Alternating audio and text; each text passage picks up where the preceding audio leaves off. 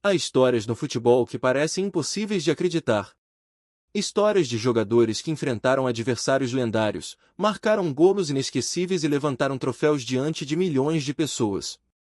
Mas poucas histórias são tão extraordinárias quanto a de um homem que conquistou a Premier League, encantou o mundo com uma técnica quase sobrenatural e, ao mesmo tempo, viveu durante décadas prisioneiro de um medo que ninguém conseguia compreender completamente.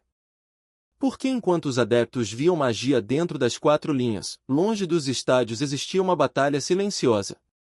Uma batalha contra o pânico. Contra a ansiedade. Contra um terror tão profundo que obrigava uma das maiores estrelas do futebol mundial a atravessar continentes inteiros de carro, sozinho, enquanto os seus companheiros viajavam de avião rumo aos jogos mais importantes da temporada. O nome desse homem era Dennis Bergkamp. Quando pensamos em Bergkamp, a primeira imagem que surge na memória de muitos adeptos é um momento que parece desafiar as leis da física. Um lance que continua a ser mostrado décadas depois.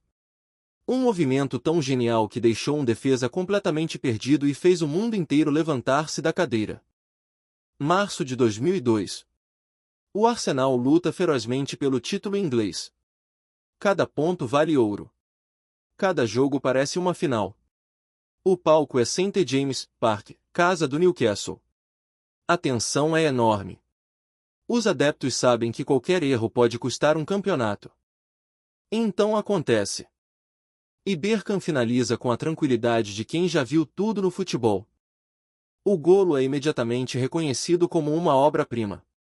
Muitos consideram-no até hoje o melhor golo da história da Premier League. Mas enquanto os adeptos celebravam aquele momento mágico, existia uma realidade que poucos conheciam completamente. Quilômetro após quilômetro. Estrada após estrada. Uma estrela mundial transformada num viajante solitário. Os jornalistas criticavam. Os comentadores questionavam. Os adversários não entendiam. Mas Dennis permanecia firme. Ou viajava por terra. Ou não jogava. Hoje parece difícil imaginar uma situação destas no futebol moderno. Mas essa foi a realidade de um dos maiores jogadores da sua geração. E para compreender como tudo aconteceu, precisamos de voltar muitos anos atrás. Muito antes da Premier League. Muito antes do Arsenal. Muito antes da fama mundial. Precisamos de regressar a Amsterdão. Foi ali que nasceu um talento raro. Um jogador diferente. Um jovem que parecia possuir uma relação especial com a bola. Ainda adolescente, chamou a atenção de uma das figuras mais importantes da história do futebol, Johan Cruyff.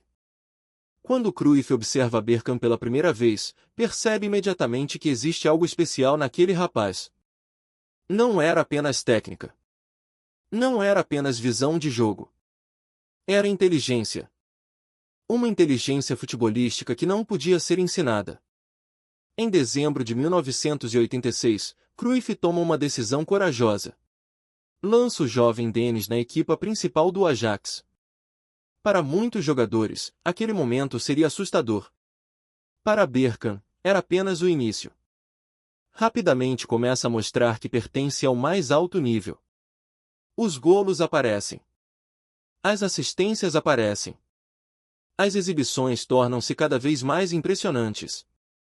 Na temporada seguinte, marca 29 golos no campeonato e termina entre os melhores marcadores da competição ao lado de Romário. De repente, toda a Europa começa a falar daquele jovem holandês elegante. A sua forma de jogar era diferente.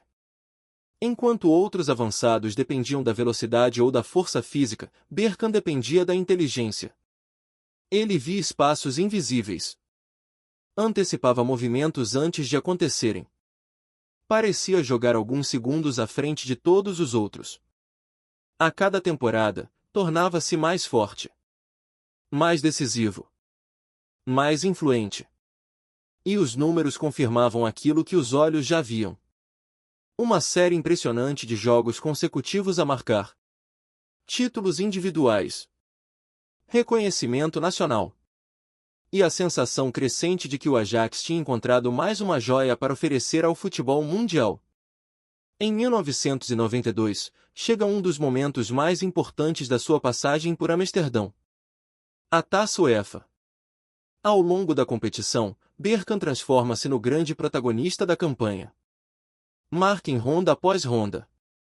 Decide eliminatórias. Assume responsabilidades. Conduz a equipa através dos momentos mais difíceis. Quando a competição termina, o Ajax conquista o troféu. E Dennis Bergkamp sai ainda mais valorizado. Já não era apenas uma promessa. Era uma estrela. Nos anos seguintes, continua a acumular golos de forma impressionante. 33 golos numa única temporada. Hat-tricks. Exibições memoráveis. Defesas desesperados sem saber como pará-lo. E uma reputação que atravessa fronteiras. Os gigantes europeus começam a preparar propostas milionárias. Mas enquanto a carreira sobe de forma meteórica, um acontecimento dramático planta silenciosamente uma semente que mudará a sua vida para sempre. Em junho de 1989, ocorre uma tragédia aérea envolvendo futebolistas de origem surinamesa ligados aos Países Baixos. Centenas de vidas são perdidas. Entre as vítimas encontram-se pessoas próximas de Bergkamp. Amigos.